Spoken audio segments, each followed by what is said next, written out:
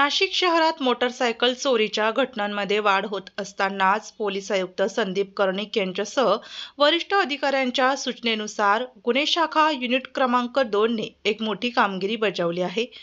शहरातील दुचाकी चोरट्यांचा शोध घेत असतानाच गुन्हे शाखा युनिट 2 चे मनोहर शिंदे व महेश खांडबहाले यांना मिळालेल्या गुप्त माहितीनुसार एक इसम विना नंबरची दुचाकी विक्रीसाठी टाकळी रोडवरील रामदास स्वामी पुलावर येत आहे।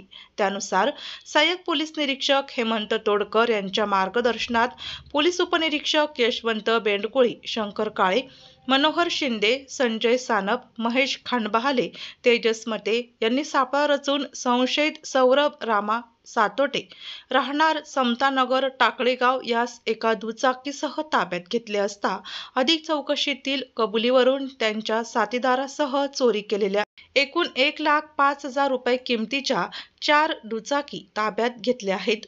या आरोपीविरुद्ध उपनगर व मुंबई नाका पोलीस ठाण्यांमध्ये एकूण 3 गुन्हे दाखल असून गुन्हे शाखा युनिट 2च्या पथकाने जप्त केलेल्या मोटारसायकली या विविध भागातून चोरल्या होत्या आणि त्या विक्रीसाठी नेण्यात येत होत्या। गुन्हे शाखेच्या या वेगवान प्रभावी कारवाईमुळे शहरात मोटारसायकल चोरीच्या घटनांवर आळा बसण्यास मदत होणार आहे। पोलीस आयुक्तांनी या कामगिरीचे कौतुक करत पथकाचे अभिनंदन केले आहे।